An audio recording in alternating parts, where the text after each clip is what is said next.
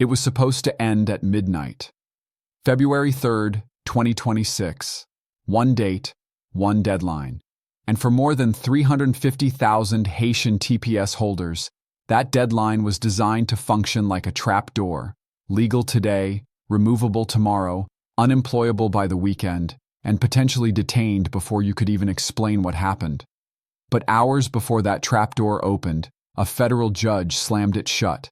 Not permanently, not safely, not in a way that lets you relax, but in a way that buys you time, if you know what to do with it. And if you don't, the next phase of this fight can still catch you off guard, because the administration has already signaled it wants this at the Supreme Court. You're watching Immigration News Desk, and I need you to treat this like a live operational briefing, not a news story. Because the system that almost switched off Haitian TPS tonight is the same system that can switch it back off later, fast, through an appeal, a stay, a procedural maneuver, or a new DHS notice that changes the rules while you're working, driving, or sleeping. Stay with me to the end, because in a few minutes, I'm going to tell you the devastating mistake TPS holders make right after a court win, the mistake that gets people fired, causes missed renewals, and turns temporary relief into permanent chaos. And later, I'll show you the one move that can reduce your exposure even if TPS ultimately dies. How to use this window to build a second track, because in 2026, relying on one fragile protection is asymmetric warfare against your own life. Here's what happened today, February 3rd, 2026, as reported. A U.S. District Judge in D.C., Judge Ana C. Reyes, issued an order that indefinitely postponed the termination of Haiti's TPS designation. The language quoted from the order is blunt. During the stay, the termination is null, void, and of no legal effect, and it does not affect the protections and benefits previously conferred, including work authorization and protection from detention and deportation. If you hold Haitian TPS, this is the difference between waking up tomorrow protected and waking up tomorrow exposed. And I'm using the word exposed intentionally because that's what termination does in practice. It doesn't just remove a label. It removes your ability to work legally. It collapses your access to normal life, and it transforms you into a target class overnight, even if you've been living and working here lawfully for years. Now I want you to understand why this ruling is so rare and so significant. Federal judges don't lightly override the executive branch on immigration classifications like TPS. The statute gives the Secretary of Homeland Security broad discretion to designate, extend, or terminate TPS based on conditions in the home country and U.S. national interests. That discretion is normally treated with deference. Agencies get leeway. Courts don't want to run immigration policy. So when a judge steps in at the 11th hour and says, effectively, not like this, it usually signals the court believes something is legally defective, procedurally, substantively, or constitutionally. And in Judge Reyes' written reasoning, as described, she was direct. The Secretary may have discretion, but not unbounded discretion, to do whatever she wants, however she wants. The judge pointed to contradictions. If the concern is strain on enforcement, why create hundreds of thousands of newly removable people overnight? If the concern is economic strain, why force employed, tax-paying workers out of legal employment? If the concern is healthcare system strain, why turn insured people into uninsured people? That's not just judicial rhetoric.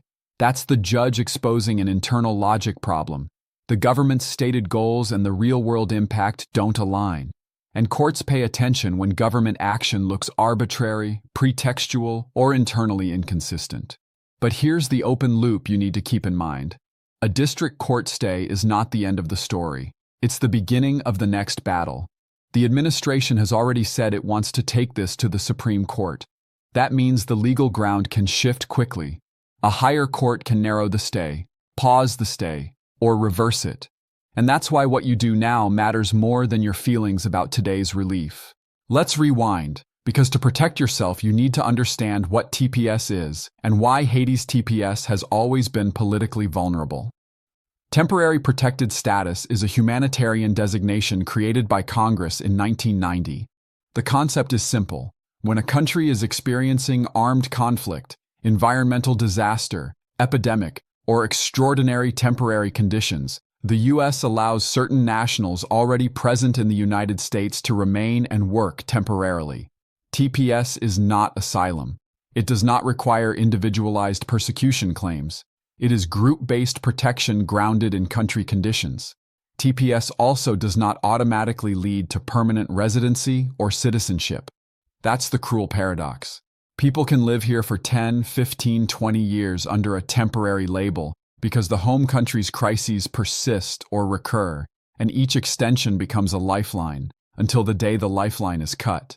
For Haiti, TPS has been tied to a cascade of instability: the 2010 earthquake, repeated natural disasters, political collapse, economic breakdown, gang violence, and a humanitarian infrastructure that has struggled to recover.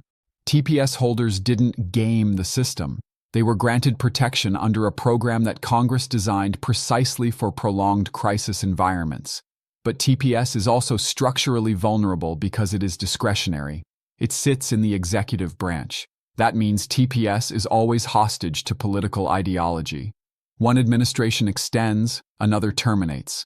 One administration frames it as humanitarian necessity, another frames it as system integrity, and temporary means temporary. And every change triggers a legal war between executive discretion and judicial limits. Now, what was supposed to happen tonight?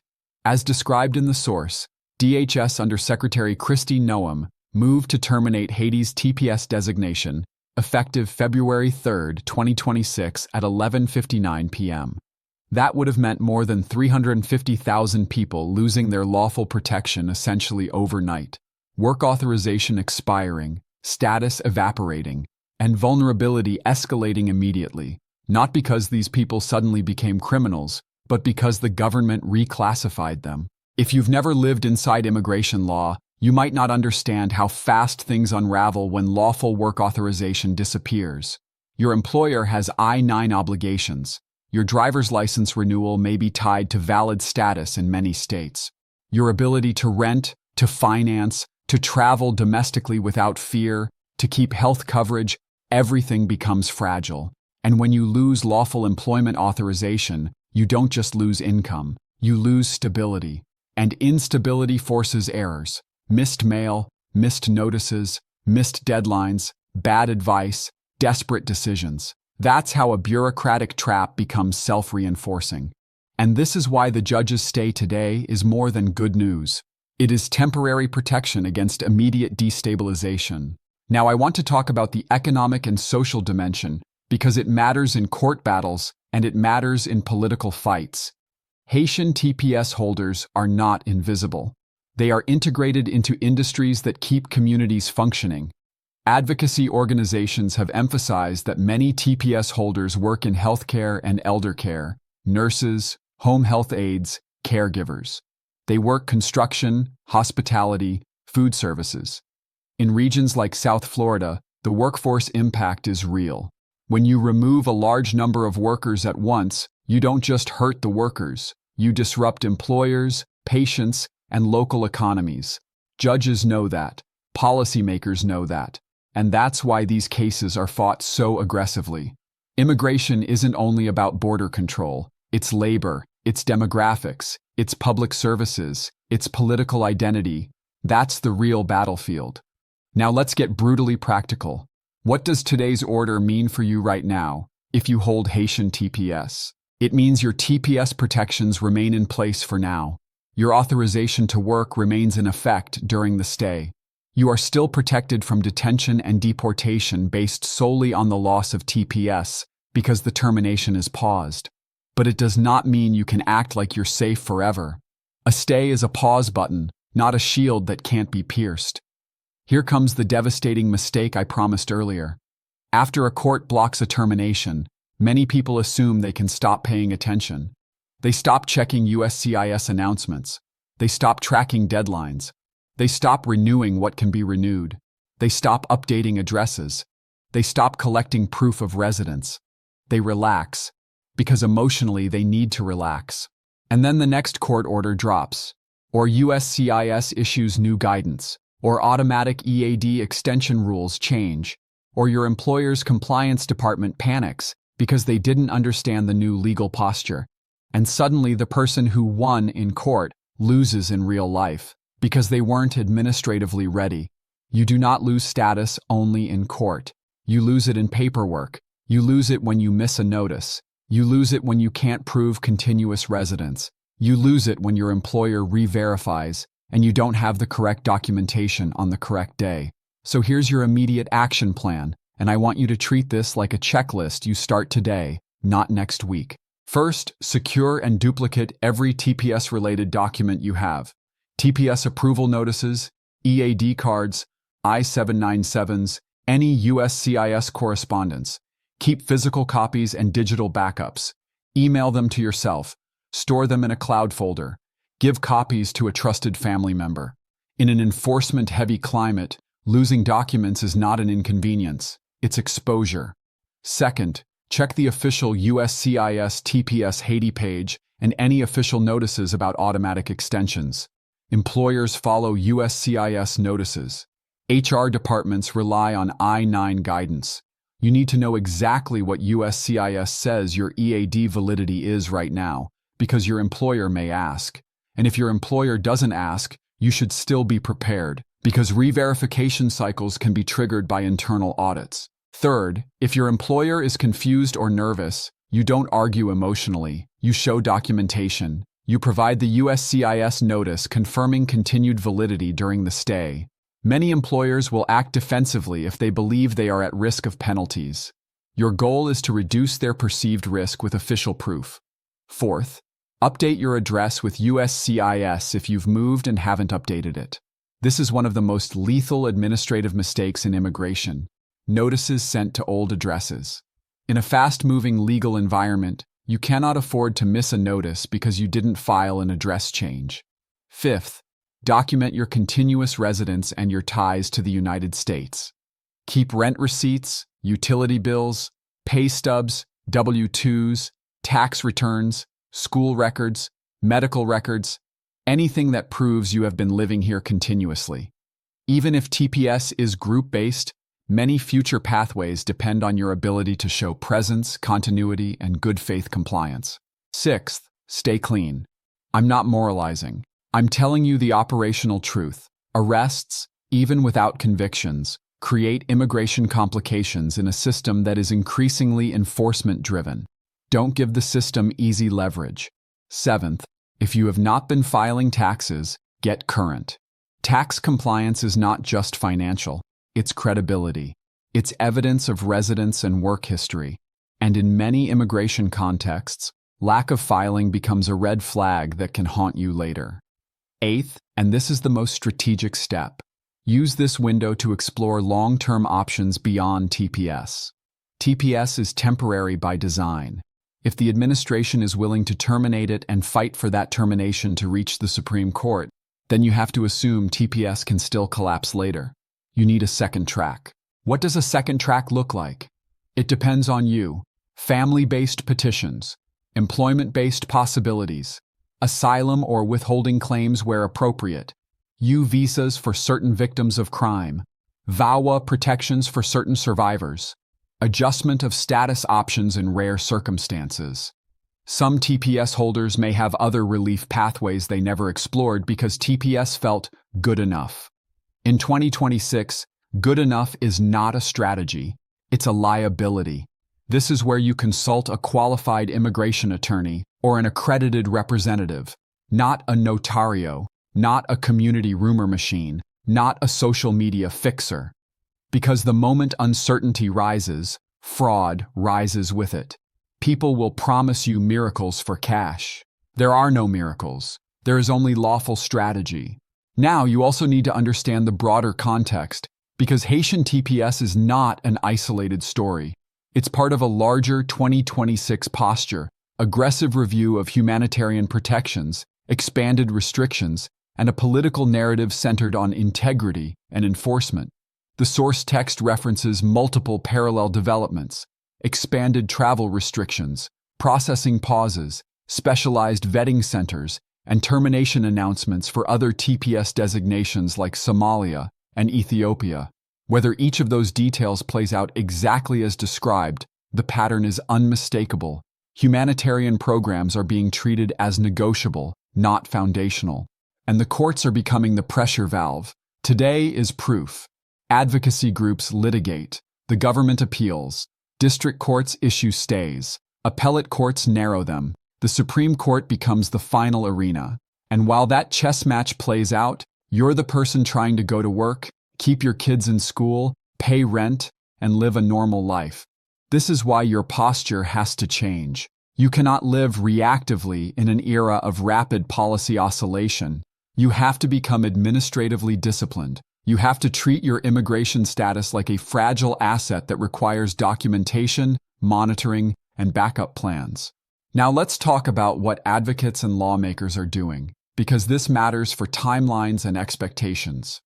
The legal challenge that produced today's stay is being driven by organizations like the Haitian Bridge Alliance, which framed the termination as exposing people to grave risk and destabilizing U.S. communities. Legislators like Congresswoman Ayanna Pressley, referenced in the source, have pushed for legislative solutions, including efforts to force votes through procedures like discharge petitions. Those are uphill battles. They require signatures. They require political courage.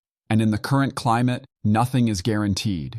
On the other side, the administration frames termination as system integrity and references compliance concerns and address verification issues as justification for a harder line.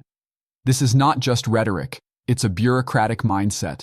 If the system cannot confidently verify compliance, it tightens controls.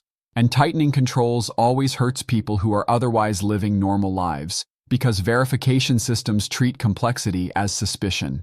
Now here's another open loop you need to keep in mind, because it will determine whether you are blindsided later. What happens next, procedurally? The government can appeal the district court order to a higher court. It can ask for an emergency stay, meaning it can request that the higher court pause Judge Reyes's order while the appeal is pending. If that happens, the legal ground can shift quickly, even before the case is fully argued. This is why you cannot wait for final resolution to act. The point is not to predict the exact day something changes. The point is to be ready for it to change. So what should you watch for in the coming days and weeks? You watch official USCIS announcements about EAD validity and TPS Haiti guidance. You watch for appellate court filings and emergency motions. You watch for DHS statements and Federal Register notices. You watch for employer compliance guidance updates. And you watch for community legal clinics issuing verified summaries, because they often translate court orders into actionable steps faster than government websites update. Now, I need to address a psychological trap that will destroy families if you fall into it. Treating today as either total victory or total defeat. It's neither. Today is a temporary injunction against immediate harm. It is breathing room. And breathing room is only valuable if you use it. Use it to stabilize your documentation. Use it to correct address records. Use it to renew what can be renewed. Use it to consult counsel. Use it to explore permanent pathways. Use it to prepare your employer documentation. Use it to get your taxes in order. Use it to build a file that proves your residence and contributions. Because if TPS termination is reinstated later, the people who will suffer most are not only the people who lack options, it will be the people who wasted the window believing the pause meant the storm was over. Let me leave you with the hard truth that policymakers rarely say out loud. TPS was never designed to be a forever status, but the world we live in produces forever crises. Haiti's instability is not a switch you flip, and the United States immigration posture is not stable either. That means TPS holders are trapped between two realities: a home country that may not be safe, and a host country that treats temporary as a political weapon. Today, a federal court blocked the weapon from being used at midnight. That matters. But the weapon still exists, and it will be aimed again. We will track every development in this case: the appeals, the motions, the USCIS guidance changes, and the practical consequences for your work authorization and daily life, right here at Immigration News Desk. If this video helped you, share it with one Haitian TPS holder and one employer HR contact, because confusion is how people get fired even when they're legally allowed to work. And if you're Haitian with TPS watching this right now, I want you to take one step today. Open a folder, physical or digital, and start building your immigration survival file. The system you're dealing with is not forgiving, but it is navigable if you treat your status like something worth protecting with evidence, not hope. Subscribe to Immigration News Desk for verified updates as this moves toward higher courts. Don't wait for the next midnight deadline to learn what the government changed. Tonight was almost the end. Today bought you time. Now you have to use it.